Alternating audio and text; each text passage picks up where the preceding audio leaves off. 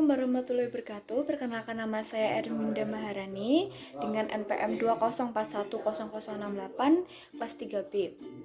Di sini saya akan membahas tentang mata kuliah pemahaman lintas budaya. Pemahaman lintas budaya ini sangatlah menarik karena dengan adanya mata kuliah pemahaman lintas budaya, saya bisa menambah wawasan dan bisa mempelajari tentang kebudayaan-kebudayaan di negara lain, baik dari segi makanan tradisional, cara berpakaian, dan tentang kebudayaan baik dari segi makanan tradisional, cara berpakaian, dan tentang kebudayaan-kebudayaan lainnya. Dari tugas pemahaman lintas budaya ini, saya memilih negara Jepang karena negara Jepang yang pertama, negara Jepang adalah negara maju yang menjadi pionir oleh negara-negara lain. Saya mencari sumber kebudayaan Jepang dari beberapa artikel di internet. Dari beberapa artikel tersebut, saya memperoleh beberapa informasi tentang kebudayaan Jepang. Misalnya, keunikan budaya Jepang. Yang pertama, budaya Jepang bercocok tanam berbeda dengan Korea Selatan. Menurut Ishida Fikiro dalam buku Nihon Bunkaron tahun 1969, keunikan kebudayaan Jepang berhubungan dengan 2 poin, yaitu budaya bercocok tanam dan tidak adanya invasi dari luar. Budaya bercocok tanam menyebar dari Cina Selatan menuju daerah monsoon yang hangat seperti India, Indonesia, Okinawa, Jepang, dan Korea, sehingga keunikan dari kebudayaan negara-negara tersebut memiliki kesamaan, yaitu berhubungan dengan budaya 7 bercocok tanam, termasuk teknik bercocok tanam dan adanya kepercayaan animisme dan dinamisme. Tetapi karena ada terusan Sushima yang membatasi Jepang, maka kebudayaan yang sampai ke Jepang berbeda dengan yang ada di Korea.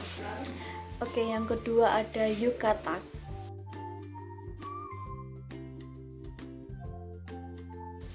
Kimono yang sering kita lihat seperti baju yang digunakan saat musim panas. Sejumlah orang asing sering salah kaprah menyebut yukata dengan istilah kimono. Maklum saja, keduanya sekilas nampak mirip dan susah dibedakan. Perbedaannya adalah terletak pada bahan pakaian dan waktu pemakaian. Yukata adalah pakaian santai berbahan katun tipis tanpa lapis dan cenderung hanya digunakan pada musim panas saja.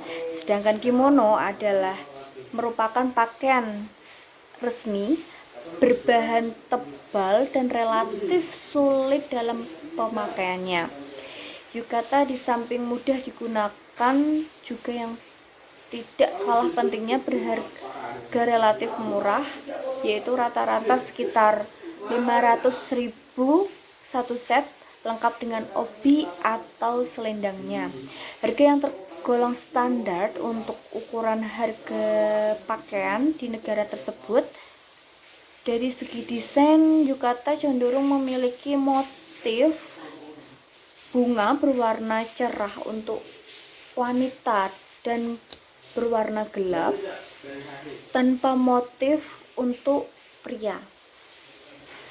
Hampir setiap perayaan budaya atau pesta kembang api yang umumnya hanya berlangsung di musim panas, sebagian besar penonton atau pengunjung yang datang dengan memakai yukata.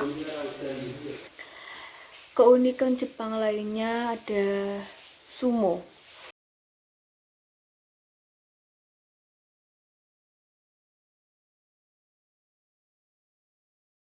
Sumo itu adalah gulat gaya Jepang dan Jepang olahraga nasional. Itu berasal dari zaman kuno sebagai pertunjukan untuk menghibur para dewa Shinto. Banyak upacara dengan latar belakang agama masih diikuti hari ini. Aturan-aturan dasar kuno sangat sederhana.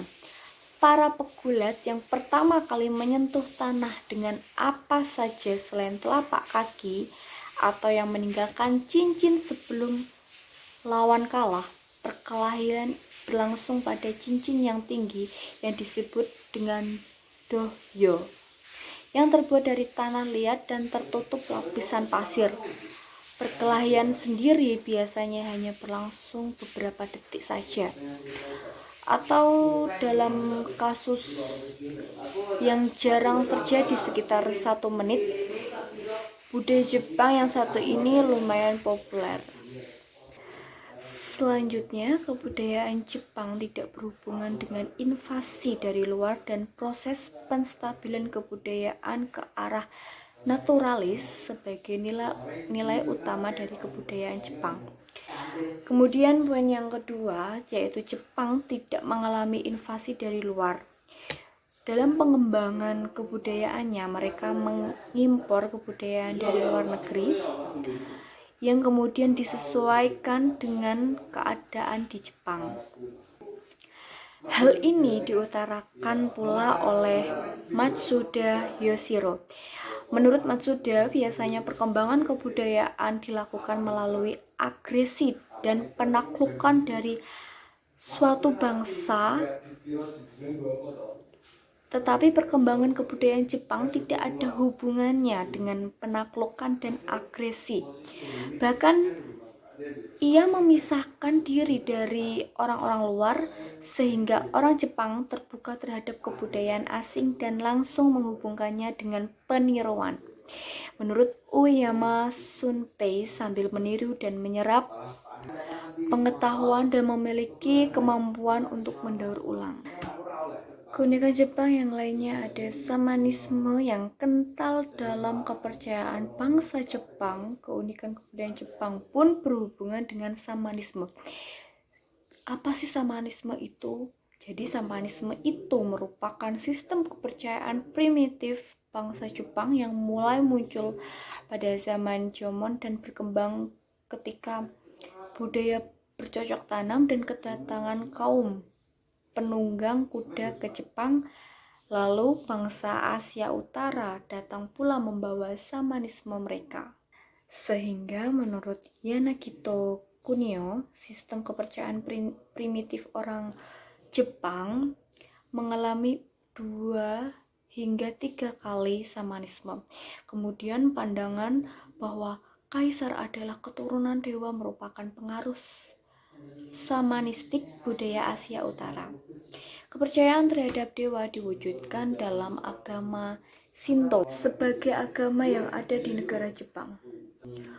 Untuk memperoleh pengertian mengenai agama Shinto dirasakan perlu untuk memperhatikan Matsuri. Jadi Matsuri itu adalah satu-satunya jalan menuju pencerahan religius dalam agama Shinto. Dan yang terakhir ada tradisi upacara minum teh di Jepang.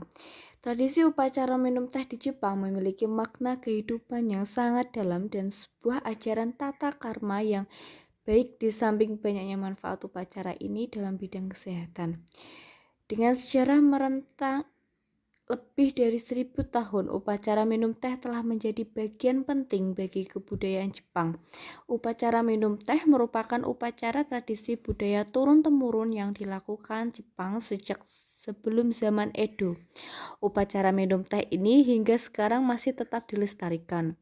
Upacara minum teh di Jepang memiliki makna kehidupan yang sangat dalam dan sebuah ajaran tata karma yang baik di samping banyaknya manfaat upacara ini dalam bidang kesehatan. Sekian penjelasan dari saya, kurang lebihnya saya minta maaf. Wassalamualaikum warahmatullahi wabarakatuh.